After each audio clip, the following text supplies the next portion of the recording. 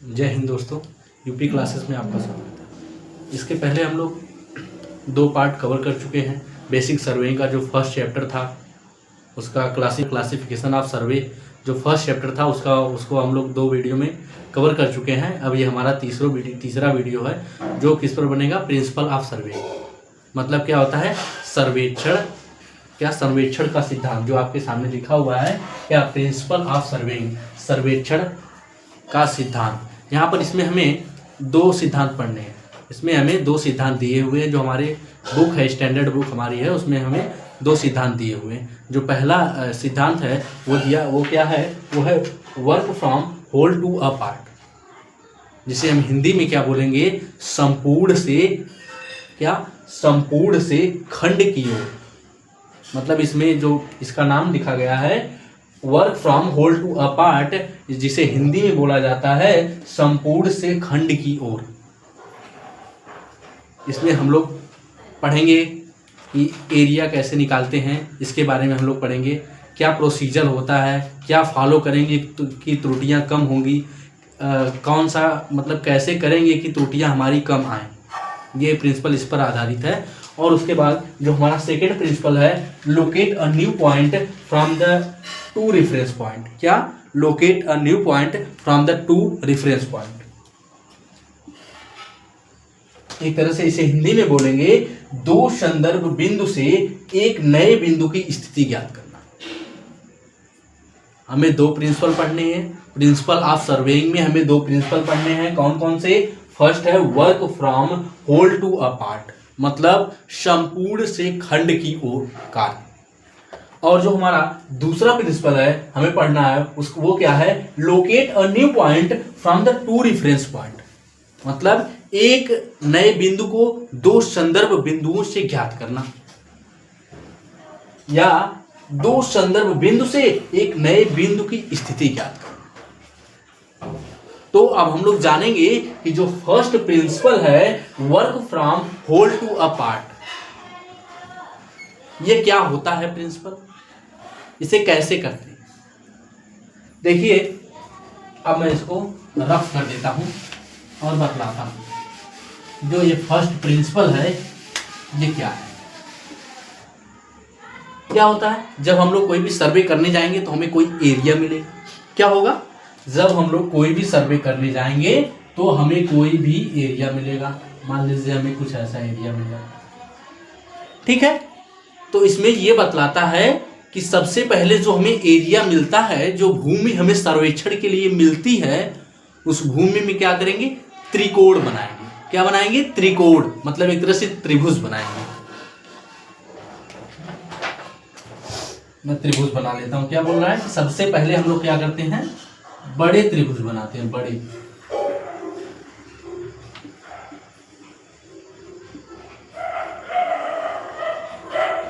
तो हम लोगों ने सबसे पहले बड़े त्रिभुज बना लिए। ये बोल रहा है कि सबसे पहले हम लोग क्या करते हैं, जो एरिया हमें मिलती है उसके हम लोग सबसे पहले ये बड़े त्रिभुज बना लेते हैं। क्या कर ले रहे हैं हम, 2 बड़े मान लीजिए यहां पर त्रिभुज बना दिए, ABCD, ठीक है। 2 त्रिभुज हमारे बन गए। एक कौन सा बन गया, ABC बन गया, और दूसरा क्या बन गया, ADC बन गया।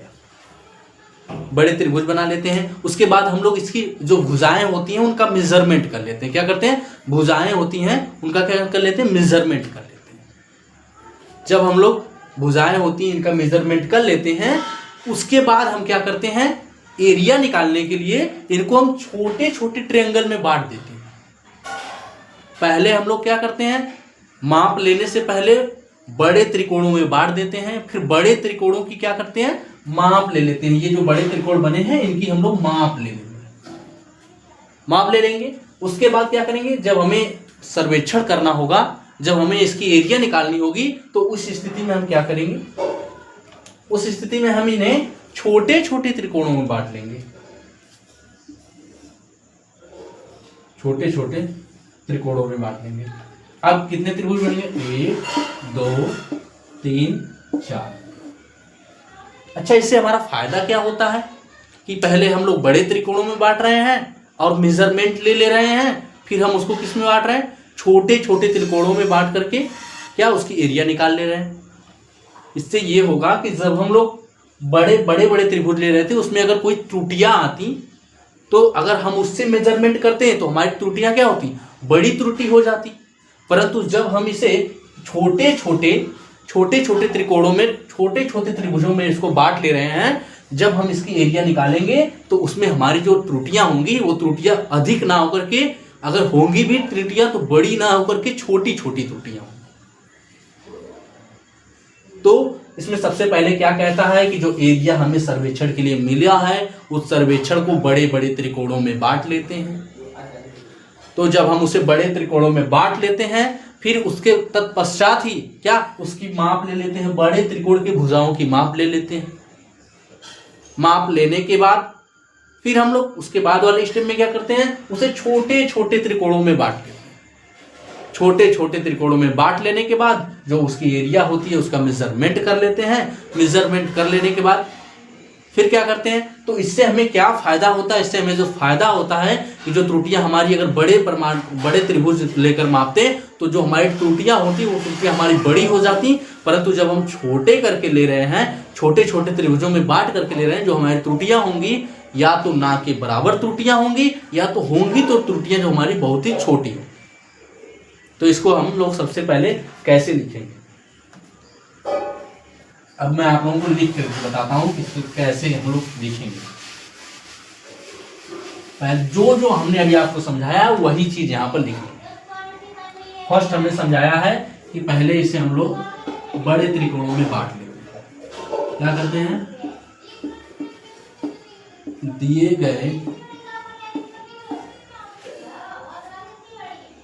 सर्वेक्षण भूमि को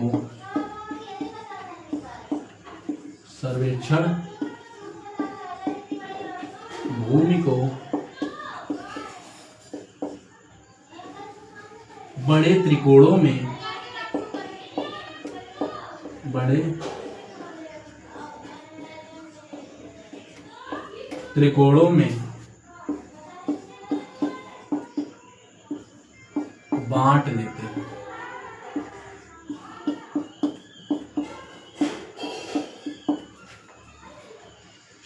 लेते हैं। तथा मापन कर लेते हैं।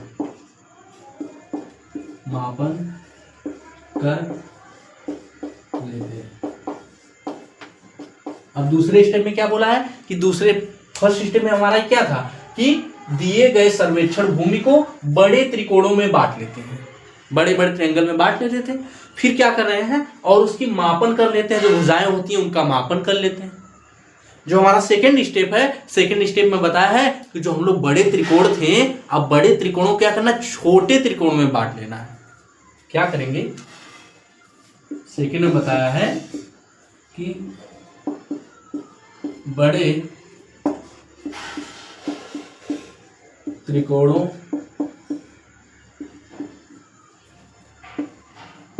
को छोटे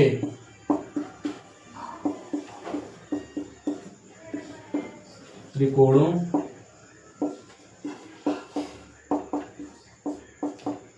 में बांट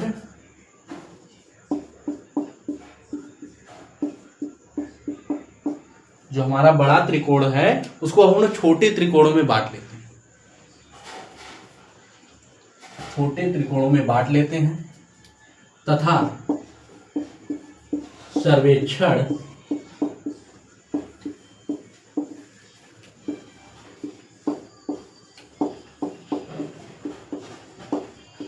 कर लेते हैं। और तीसरा क्या था, हमें फायदा क्या होता था ऐसे सर्वेक्षण करने से, हमें ऐसे सर्वेक्षण करने से फायदा यह होता था कि जब हम बड़े त्रिकोणों को लेकर अगर हम लोग अगर उसी समय एरिया निकाल लेते तो वहां पर त्रुटियां आती, परंतु इसमें त्रुटियां नहीं है। इस प्रकार सर्वेक्षण करने से, तीसरे में क्या लिखेंगे, इस प्रकार सर्वेक्षण करने से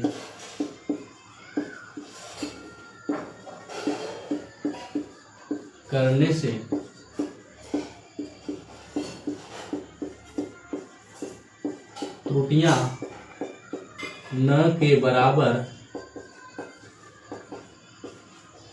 या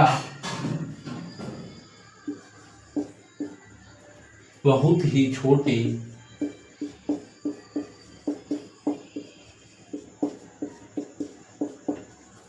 होंगी।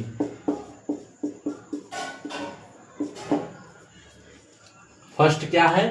फर्स्ट ये है कि क्या करते, जो हमें भूमि दी गई थी, भूमि को हम लोग बड़े भागों में, दो मतलब बड़े बड़े त्रिकोणों में बांट लेते थे। उसके बाद माप ले लेते थे। फिर क्या करते थे, उन बड़े त्रिकोणों को छोटे त्रिकोणों में बांट लेते थे। छोटे त्रिकोणों में बांट लेने के बाद उसका हम सर्वेक्षण कर लेते थे। फिर सर्वेक्षण करने के बाद हमें क्या फायदा होता था? फायदा ये होता था कि जो अगर हम लोग बड़े त्रिकोणों की अगर माप लेकर अगर हम लोग उसका जो निकाल लेते हैं, अगर एरिया निकालते हैं, तो वहां पर हमें जो त्रुटि होती है वो त्रुटि बड़ी होती, परंतु अगर यहाँ पर जो त्रुटि होगी वो हमारी त्रुटि कैसी होगी? बड़ी ना होकर के त्रुटि हमारी छोटी होगी। यही चीज हमने यहाँ पर लिखा है। क्या लिखा है? दिए गए सर्वेक्षण भूमि को बड़े त्रिकोणों में बांट लेते हैं तथा मापन कर लेते हैं। उसके बाद दिया है बड़े त्रिकोणों को, क्या? बड़े त्रिकोणों को छोटे त्रिकोणों में बांट लेते हैं। और उसके बाद का प्रोसीजर, जो बड़ा त्रिकोण था उसको छोटे त्रिकोण में बांट लिया। उसके बाद तथा सर्वेक्षण कर लेते हैं। अब सर्वेक्षण कर लेंगे। अब इससे हमारा फायदा क्या होगा? इस प्रकार सर्वेक्षण करने से त्रुटियां न के बराबर या बहुत ही छोटी होंगी, मतलब त्रुटियां बड़ी ना हो करके त्रुटियां बहुत ही छोटी होंगी। इसके बाद हमें क्या पढ़ना है? इसके बाद हमें जो दूसरा था सेकंड प्रिंसिपल, हमारा फर्स्ट प्रिंसिपल कंप्लीट हो गया। जो हमारा सेकंड प्रिंसिपल था, locate a point from the two reference point, मतलब दो संदर्भ बिंदु से एक नए बिंदु की स्थिति ज्ञात करना। Locate a new point, second था हमारा locate a new point from the two reference point,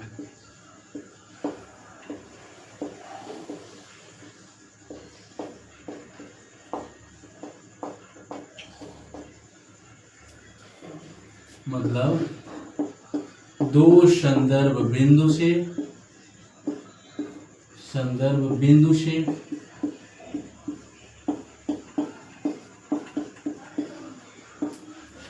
एक नया बिंदु ज्ञात करना।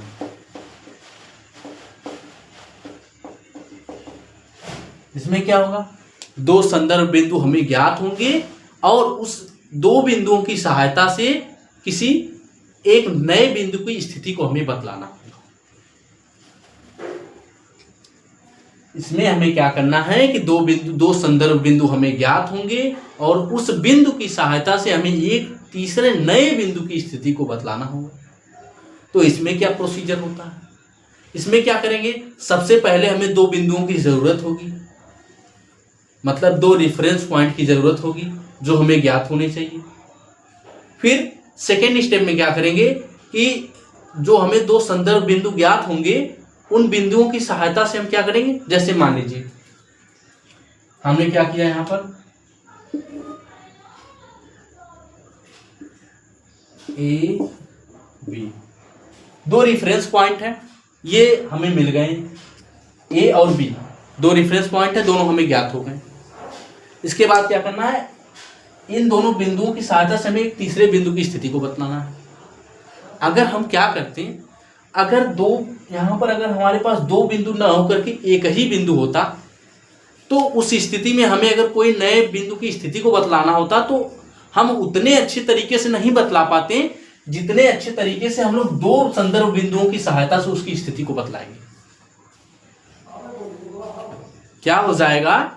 इसमें क्या बतलाना चाह रहा है? यही बतलाना चाह रहा है कि अगर हमारे पास दो बिंदुओं की जगह अगर एक बिंदु होता, अगर एक बिंदु की सहायता से एक नए बिंदु की स्थिति बतलानी होती, तो उस स्थिति में हमें उतने एक्यूरेट तरीके से, उतने सटीक तरीके से हम नहीं बतला पाते जितने हम दो रेफरेंस पॉइंट की जो मिल रहे हैं उनसे अगर हम एक नया बिंदु बतलाना चाहें तो वो बतला सकते हैं। इसके बाद क्या करेंगे, देखिए प्रोसीजर हमारा क्या, दो संदर्भ बिंदु हमें मिले हैं। अब दो संदर्भ बिंदु से मान लीजिए तीसरा बिंदु यहाँ पर है, तीसरा बिंदु एक सी है। अगर हमें बतलाना रहेगा तो यहाँ से हम इसकी दूरी ले लेंगे, एक ये हो जाएगी, ये हो गया, मतलब यहाँ से दूरी हम लोग कहते हैं D1 और यहाँ से कह रहे हैं दूरी हमारी D2 हो गई। क्या हो गया, दो संदर्भ बिंदु हमें ज्ञात हैं, दो संदर्भ बिंदु हमें जरूरत है तीसरे नए बिंदु की स्थिति को बतलाने के लिए। और तो ये दोनों बिंदु ज्ञात हो गए, तीसरा बिंदु यहाँ पर है, तो इस बिंदु से यहाँ तक की दूरी माप लें, जिसे D2 हो गई, मतलब B से C तक की दूरी D2 हो गई, और A से C तक की दूरी क्या हो गई, D1 हो गई। और कोण A मान लीजिए हो गया θ1 हो गया, कोण B θ2 हो गया, कोण C θ3। क्या हो रहा है कि बिंदु क्या कर रही है, जो ये लाइन है, इस लाइन से जो यहाँ पर हम लोग जो तीसरा बिंदु जहाँ पर है, ये दोनों बिंदु मतलब दो रेखाएं जो जाकर आपस में मिल रही हैं, वही क्या हो रहा है, नया रेफरेंस पॉइंट मिल रहा है। जो हमें न्यू रेफरेंस पॉइंट मिल रहा है, नया एक संदर्भ बिंदु मिल रहा है, नया बिंदु मिल रहा है। वो बिंदु कहाँ पर मिला है, जहां पर ये दोनों रेखाएं जाकर आपस में मिल रही हैं।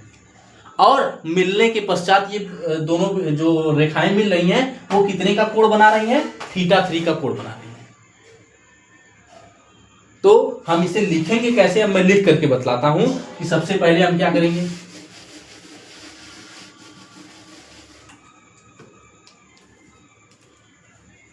फर्स्ट में क्या लिखेंगे कि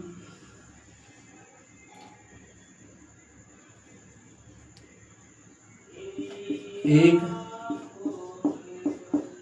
नए बिंदु की स्थिति ज्ञात करने के लिए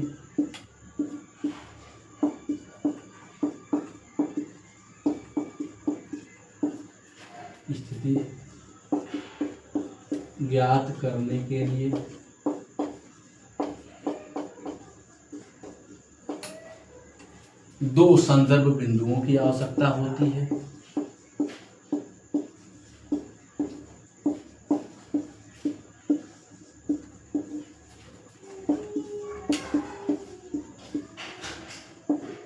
बिंदु की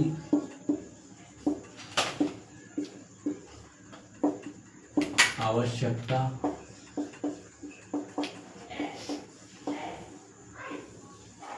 क्या है कि पहले हमने बतलाया ना कि हमें एक नए बिंदु की स्थिति बतलाने के लिए दो नए संदर्भ बिंदु की स्थिति की आवश्यकता होती है। उसके बाद क्या करते हैं, सेकेंड जो संदर्भ बिंदु होगा, जो हमें दो संदर्भ बिंदु मिल जाएंगे, तो सेकेंड में क्या कर रहा है कि जब कोणों की मापें, जो माप हैं वो माप जाकर आपस में जहां पर जिस बिंदु पर मिल रही हैं, वो वही क्या कह रहा है, नया बिंदु हो रहा है। जैसे लिख सकते हैं यहां पर हम लोग क्या लिख सकते हैं कि दोनों बिंदुओं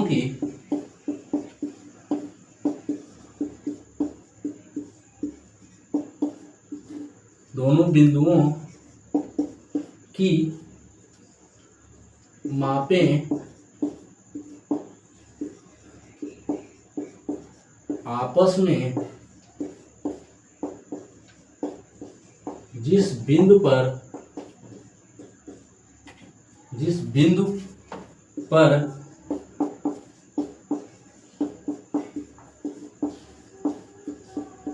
मिलती हैं, उस बिंदु को, जिस बिंदु पर मिलती हैं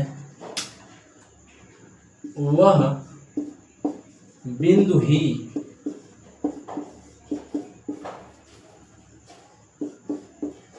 एक नए बिंदु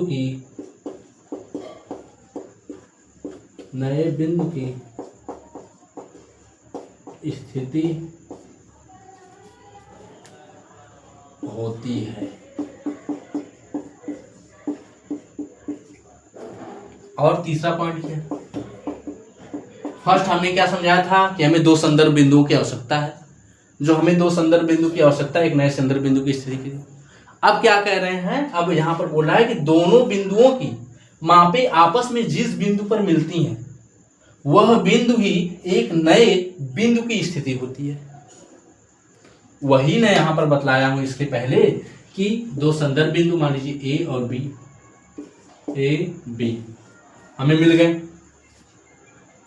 अब ये दोनों बिंदु जिस बिंदु पर जाकर के मिल रहे हैं, वही ये जो मापे हैं ये जिस बिंदु पर जाकर मिल रही हैं वही हमारा नया बिंदु कहला रहा है। यही है ना कि ये जो हमारा नया बिंदु मिल रहा है वो दोनों मापे जिस बिंदु पर जाकर मिल रही है वही बिंदु हमारा नया बिंदु कहला रहा है। अब इसके आगे क्या लिखेंगे, एक चीज मैं और बतलाया कि यदि हमें दो संदर्भ बिंदु न दे करके एक ही संदर्भ बिंदु देता और एक ही बिंदु की सहायता से किसी बिंदु की स्थिति बतलानी होती तो वो उतना एक्यूरेट नहीं आती जितना एक्यूरेट ये दो बिंदुओं की सहायता से किसी बिंदु की स्थिति बतलाती। अगर मान लीजिए यहीं पर हमारे पास हम ये यहाँ पर कितने चीजें बतला सकते हैं कि जो बिंदु है वो A1 से कितनी दूरी पर है, D1 दूरी पर है, और B से कितनी दूरी पर है, D2 दूरी पर है, और ये जो बिंदु है और रेखा AB के बीच में कितने का कोण बना रही है, θ1 का बना रही है, और बिंदु जो C है CAB का कोण कितना बन रहा है, θ2 बन रहा है, और ये दोनों बिंदुओं जहां जो ये दोनों रेखाएं आपस में जो मिल रही हैं वो कितने का कोण बना रही हैं, तो θ3 का कोण बना रही हैं। इतना डाटा दे सकते हैं। परंतु अगर हमें वहीं पर एक ही बिंदु मिलती, अगर हमें एक ही बिंदु मिलती, एक ये है, मान लीजिए ये एक है, ये हमें ज्ञात है, और ये नए बिंदु की स्थिति होती, अगर ये नए बिंदु की स्थिति होती, मिलाना होता, तो हम क्या बतलाते, मान लीजिए D1 दूरी, तो उस स्थिति में हमारे पास बस केवल एक डाटा होता। ये उतना एक्यूरेट नहीं होता जितना एक्यूरेट है ये हमारे दो संदर्भ बिंदु थे उतना। तो क्या बोल सकते हैं, तो तीसरा पॉइंट हम लिख सकते हैं, दो बिंदुओं की सहायता से, दो संदर्भ बिंदु से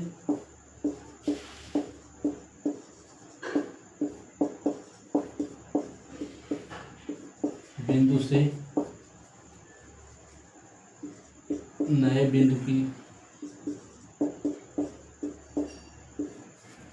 बिंदु की स्थिति सटीक बताई जाती है, सटीक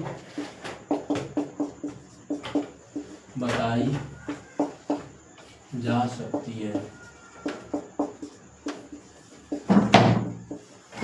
यहाँ पर देख लीजिए क्या था, पहला बिंदु था, हमें दो संदर्भ बिंदुओं की आवश्यकता होती है, तो हमें दो संदर्भ बिंदु मिले। उसके बाद हम क्या करते हैं, उन दोनों संदर्भ बिंदु की मापें जो होती हैं वो आपस में जिस बिंदु पर जाकर मिलती हैं वही संदर्भ बिंदु जो जिस बिंदु पर जाकर मिलती हैं वह नया बिंदु क्या है, वही नया बिंदु कहलाता है। तो वही हमें नया बिंदु ज्ञात हो जाता है। उसके बाद ऐसा हम लोग क्यों करते हैं कि दो ही संदर्भ बिंदुओं से ज्ञात करते हैं, क्योंकि एक संदर्भ बिंदु की तुलना में दो संदर्भ बिंदुओं की तुलना जो होती है उससे हम लोग सटीक बतला सकते हैं। इस वीडियो में हम लोग इतना कर चुके हैं। इसके बाद हम लोग क्या पढ़ेंगे, इंजीनियरिंग स्केल पढ़ना है और डायगोनल स्केल पढ़ना है और रिप्रेजेंटेटिव फ्रैक्शन पढ़ना है। जो ये सारी चीज़ों भी शेष बचा हुआ है वो अब हम लोग अगली वीडियो में कवर कर लेंगे। आज हम लोग दो प्रिंसिपल के बारे में जान लिए, जो प्रिंसिपल ऑफ सर्वेइंग, जो सर्वेइंग के दो प्रिंसिपल थे उन प्रिंसिपलों के बारे में जान लिए। एक प्रिंसिपल था work from whole to apart, मतलब क्या था, work from whole to apart को हिंदी में क्या बोलते हैं, संपूर्ण से खंड की ओर कार्य। और जो दूसरा हमें यहाँ पर पढ़ रहे हैं सेकेंड है locate a new point from the two reference point, मतलब दो संदर्भ बिंदु की सहायता से एक नए बिंदु की स्थिति को ज्ञात करना। यहाँ तक पढ़ चुके हैं, आगे जो बचा हुआ है शेष अगले पार्ट में चैप्टर आप लोगों का कंप्लीट हो जाएगा।